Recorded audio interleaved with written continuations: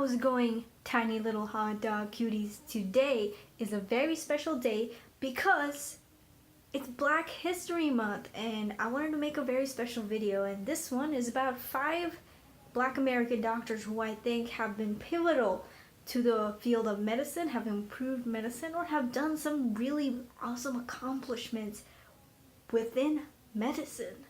And just to let you guys know that these are 5 doctors that I specifically thought were very inspiring for me. There are numerous other Black and African American doctors who have contributed to the field of medicine that I will not cover here today. There are also numerous Asian American doctors, numerous Caucasian American doctors that have made medicine that much better. But since it is Black History Month and since I want to have a personal connection to this video, we're going to cover the 5 that I personally have chosen to share with you guys. So without further ado, let's get started.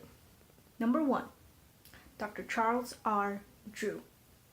Many of you guys have probably heard of Dr. Drew, or some of you probably haven't heard of Dr. Drew, but he was born in Washington, D.C. in 1904 and eventually grew up to attend McGill University in Canada. That to me is already pretty impressive, partly because of the fact that nowadays, an American citizen getting into a Canadian medical school is nearly impossible because of how rigorous it is to get in there. Jokes aside, Dr. Drew, after graduating from McGill, ended up becoming a surgeon. And from becoming a surgeon, he was the first in history, first African American to be inducted into the American Board of Surgery as an examiner. He was also very well known for being involved in the research of blood transfusions. He spent years analyzing it, and miraculously he was pivotal in creating better blood banks during World War II. And because of that,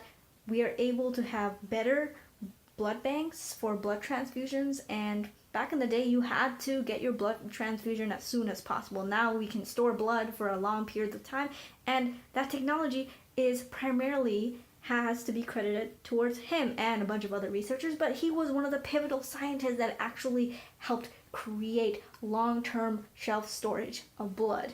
In addition to that, Dr. Drew spent a numerous amount of time as his career as a surgeon to help facilitate the desegregation of blood transfusions. If you guys didn't know this, people back in the day could not get blood transfusion with people of different races. It was racially segregated, and although Dr. Drew did not completely abolish this practice, he was also, again, pivotal to helping eliminate segregation of blood transfusions. So in the end, Dr. Drew has a huge impact in the field of medicine for not just being a great researcher, but also being involved in the civil rights of patients.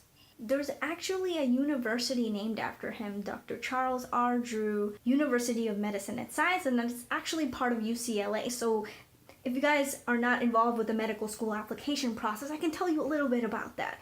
A lot of students can apply to UCLA, but they have a specific Charles R. Drew School of Medicine and Science program for people who want to be involved in underserved medicine. And you apply to that, you attend Charles R. Drew School of Medicine and Science, but also, in the end, get a degree from UCLA. It's amazing, it's an amazing program, it's highly competitive, and it's kind of awesome.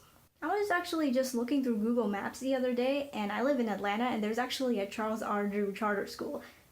What do you know? Number 2, Dr. Daniel Hale Williams. Dr. Daniel Hale Williams was born in Hollidaysburg, Pennsylvania in 1856, along with 6 other siblings. He had 5 sisters and 1 other brother. That's a pretty big family.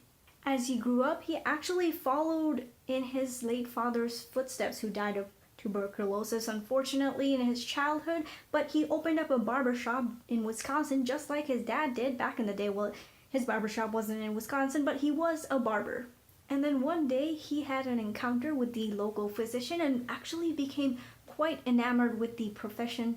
So he decided that he was going to pursue medical school.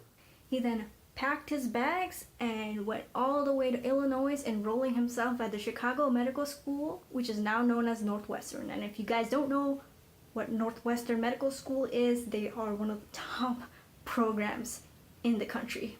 And after graduating medical school, he opened up a practice in Chicago, and then he started noticing something.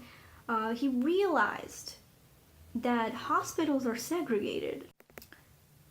And being the rational person that he is, Dr. Williams realized that that is kind of not a thing that should be a thing. So, guess what he does? In 1891, he opens Providence Hospital, the first hospital in the United States to be completely desegregated. Although it did have a larger volume of African American patients, it was to be completely desegregated, the first of its kind in the nation. Good on you, Dr. Williams. Number 3, Dr. Rebecca Lee Crumpler. Dr. Crumpler was born in 1831 and grew up to become a nurse. She actually was a nurse for 8 straight years before enrolling herself into medical school. So in 1860, she enrolled in the New England Female Medical College. After 3 years and a thesis, she became the first African American female physician in U.S. history.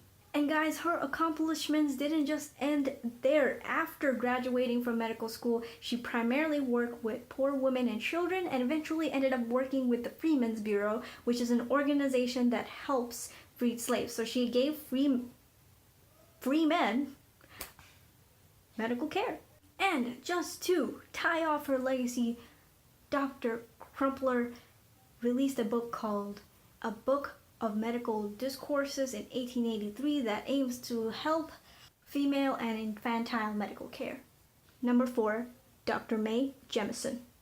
Dr. Mae Jemison is what I call the pivotal Renaissance woman, because after being born in Decatur, Alabama in 1856, at the age of 16, she got a full ride to Stanford University. And at Stanford, not only did she get a dual degree in chemical engineering and African and Afro-American studies, she also led a bunch of choreographed dance routines at Stanford because she was apparently an amazing dancer as well. Did I also mention that after Stanford, she attended Cornell Medical School? And after Cornell, she enlisted in the Peace Corps as a medical volunteer? And also, did I mention that she then eventually became a NASA astronaut, being the first African American woman to be in space? Dr. Jemison, you are a true Renaissance woman. And finally, for number 5, we have Dr. Levi Watkins Jr.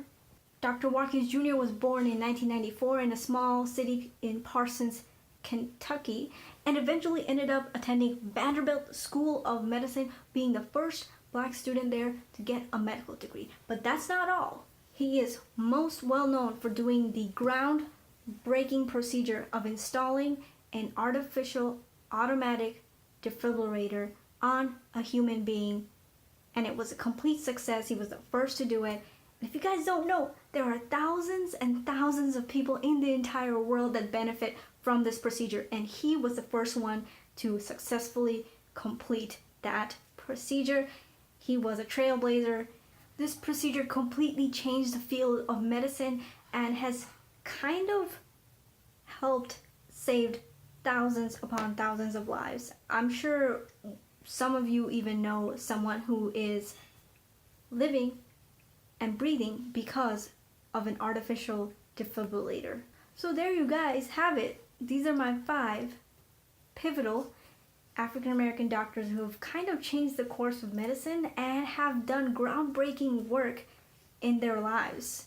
Thank you guys for watching. I hope to see you guys on the next video. Happy Black History Month. Keep fighting, keep dreaming, keep doing what you love, and I'll see you on the next one. I love you guys. This is Ben.